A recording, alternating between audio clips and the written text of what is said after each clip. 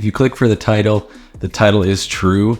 I broke my ribs filming the video for Peter McKinnon, but there's more to the story. So what I did is challenged 3 friends, take the Insta360 Ace Pro, put it to the test, and let's see who can make the best video. So we sent one of these to Dusty in Banff, Alberta. Now what these 3 individuals don't know, and they're only gonna find out when watching this video, is that they're all competing for a grand prize of $5,000. I've had the chance to hang and go on a couple of trips with Pete over the last couple of years, and he is one of the most genuine guys I've met in the space. And in my opinion, he's keeping photography relevant on YouTube these days. So super sick to have this opportunity. So how'd this all come together? A couple weeks ago, I got a message asking if I wanted to be a part of one of his upcoming videos. And of course I said, absolutely not. Just kidding. I said yes right away like anybody would, but there was a little bit of a hook. I had to film everything on an action cam, specifically the Insta360 Ace Pro, which I've got right here. Coming from shooting 95% of my personal and commercial content on Sony mirrorless cameras, this was an interesting challenge, but I was stoked to try out a new camera I've never shot on Insta360 before this, as well as shooting a whole video on basically just an action cam. I only had a few days after receiving this camera overnight after I got that text, so the goal was to go and capture Banff National Park in landscape, as well as some action from skiing and snowmobiling out here in the Rockies. This is kind of where things took a turn in this filming process. Just for background, if you've never seen any of my content before, I used to be a competitive freestyle skier, so skiing is something I definitely wanted to include in this video. So on the first day, I headed out to Lake Louise Ski Resort, my home mountain, to go and capture some skiing for this video. In the morning, I started off by capturing a lot of those classic angles with this pole, the selfie pole, and just covering some of those basic angles such as POV and getting a little bit of a scene setting in the morning. So in the afternoon, I actually met up with my mom. I was gonna get her to get a couple angles of me that weren't POV or on the pole, so she was cruising with me and I set out to do some backflips.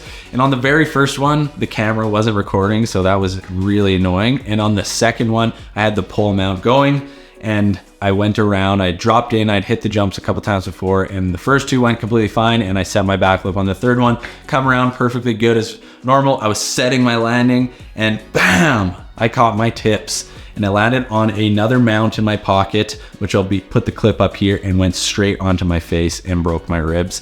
I didn't know it at the time. I was in quite a bit of pain and I knocked the wind out of myself, but I had to do it 3 more times after this in order to get the shots, because obviously I crashed on that one. So I was in quite a bit of pain, but I struggled through that and it actually came out really well, which is the first shot in the video, which is the pole POV shot of me coming around on the backflip, slow motion. Really stoked that I stuck it through, but you'll hear in the clip my mom screaming when I landed. It's not like she hasn't seen it before, but it's always a little bit of a surprise when you watch your kid smash himself on the ground. Fun fact, that little bale right there, he cracked his rib on that. I heard through the grapevine. So that's where the title of the video came from. So for the skiing shots, I was using the Insta360 Ace Pro, which I've showed you guys right here. I used the selfie pole, the extendable pole from Insta360 in order to get the shots of me skiing. And then I used a helmet mount in order to get the POV shots of me skiing as well. So that was most of the variety that I used for different mounting options. I was using the action mode, so the widest mode or widest field of view. And then I was shooting in 60 frames per second with the action stabilization on. So it was super stable and I was able to slow down any of the ski stuff. And for picture profile, I was using the flattest picture profile for all of the stuff that I'll be shooting in this video. So after I got the beat down and my first day of filming out of the way, I got the action checked off, it was time to head back to the hotel. I caught a beer, I got some food, and then I chilled in the hot tub trying to get this back in order. And of course, the fire alarm went off at 4 a.m. So I got not very much sleep, but it was time for day 2. So for the second portion of the video, I was focusing on landscapes and those kind of adventure style videos using the poles in order to capture myself immersed in the landscape out there. I started out the morning by driving out before sunrise, hoping to get a good pop at Bow Lake, which is an iconic spot out there, but we didn't get a ton of light. So I left there relatively quick and then just cruised the parkway until the light came out. And thank goodness, because about an hour later, the sun finally popped and my second spot was Peyto Lake, which is also a super iconic spot out there. Since we had those epic landscapes and I was using just an action cam, I only had a couple of options when framing things up. So I wanted to do some locked up shots to kind of give it a feel that maybe I didn't shoot it on action cam, as well as give it the real action cam vibes of shooting some POV stuff. So for basically the second portion of what I filmed, I was only using 3 things. So I had the extendable pole that I was using for skiing, Then I had my camera and the mount here. That is actually so nice because it just magnetic and then it clicks in there and it was super sturdy. And then I had the Insta360 PGY Tech multi-mount here. So what I was doing is taking the extendable pole and just screwing it onto the multi-mount, which gave me a little bit more of an ergonomic handle right there like that. And then I had my Insta360 on the top of this. So for all of the stuff that I was shooting, I just had this rig set up. So this allowed me to not only get a little bit more stable, but for POV shots, I could extend this all the way out in order to get a little bit more length from my body, as well as the multi-mount actually breaks down into a 3-legged tripod. So I use this setup right here in order to get my locked off shots. That way I could set this up and kind of walk through or walk into the frame and get those locked off shots just like a tripod. So you got a lot of usability just out of this right here. For most of the lifestyle, adventure, and landscapes, I was shooting in 24 frames per second. And on the Insta360 Ace Pro, something I really liked was the HDR function.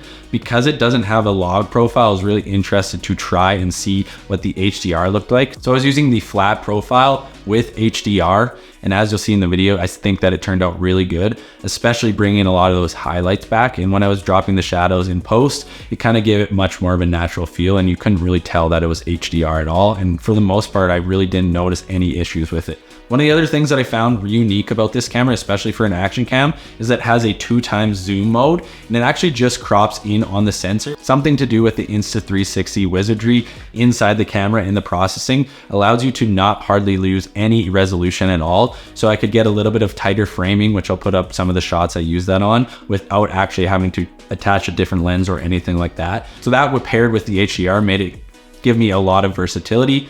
For all of these shots, I was also using the D-warp, which gave me a little smaller field of view and took away the warping on the side from the super ultra wide angle of the action mode. While I was shooting a little bit of a traditional video for an action cam, stuff that you guys might shoot when you're out on a ski trip or something like that, I was trying to get a little bit creative. So I used that 2x zoom as well as the wide angle for POVs and some locked off shots. And my goal was to kind of give it a bit more of depth with the shot choices that I use instead of just going all POV or all handheld like this. And I think it came out quite well. It would be something similar as to switching lenses or using a tripod along with a mirrorless.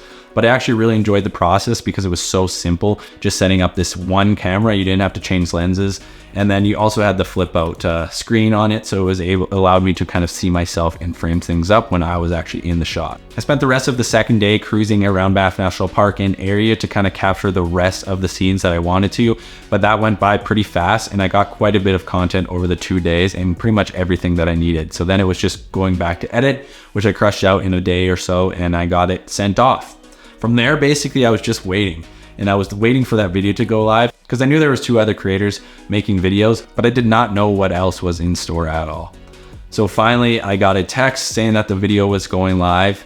And that's when I watched the video for the first time.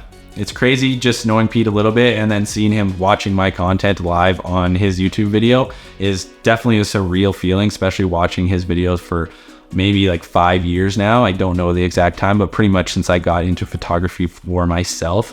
So it's just kind of an unusual feeling seeing him say my name and also just have my video on his channel. I want to say also that it was amazing to watch the other creators. Both Taylor and Caden killed it on their videos. While we were all in completely different style of photography, it was really cool to see how they chose to use the camera and put their unique spin on things. And I think it was a really good compliment to say how diverse this camera, or just creators in general, who can take whatever camera it is and turn it into something that emulates their style and brings their style to life. So that was really cool watching their videos. In all honesty, when he announced that we were competing for $5,000, I had no idea up until that point when I was watching it. So that was definitely quite the surprise to get. And that I had to compete against these other creators. And they absolutely killed it. So basically the rest of the video, I was just stoked to be on there, but I had kind of given up or given into defeat because those videos were super well done. And I just didn't think that I was going to be taking the cake.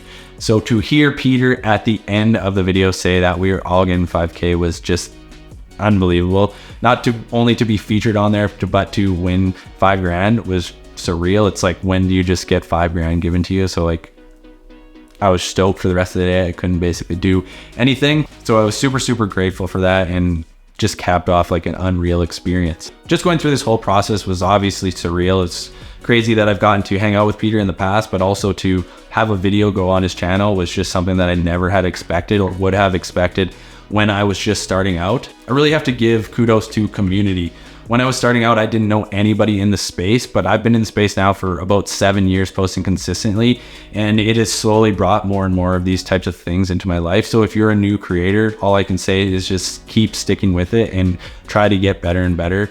I never would have thought I would be on Peter's video, let alone meet him and some of the other people like Maddie Hapoya and some people that I really look up to and have got to hang out and learn from firsthand. So it's really cool that by continuing on with the journey that has brought me to some of these places. So I really just wanted to share that if you can find people in your space to kind of share learning experiences with, get out and shoot and continue to build community around your hometown as well as internationally, I think it's only going to be positive for you in your career.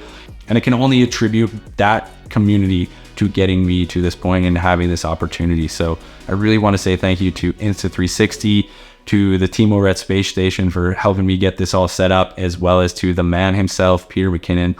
If you do watch this, Peter, thank you so much. I appreciate your friendship as well as the support on this opportunity. It was so cool to have a video go live, and I've been watching you for a long time, so it really means the world. So let's start with good old Dusty from Banff.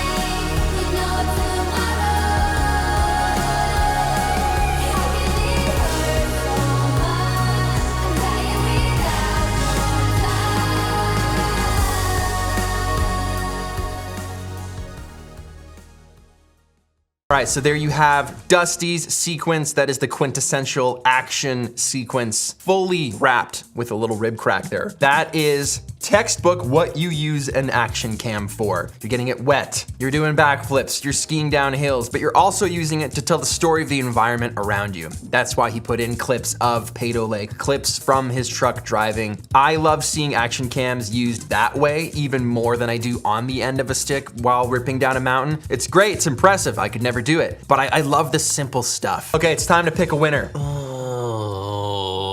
I hate having to choose. Okay, I loved seeing Banff. I'm Canadian, it's my backyard. I mean, it's not really my backyard. It's my backyard across the country. It's still kind of my backyard. Honestly, thank you to each one of you for going out and taking your time to film a video. And I want you to know that I appreciate it. So I'm giving all of you $5,000. Taylor, $5,000. Dusty, $5,000.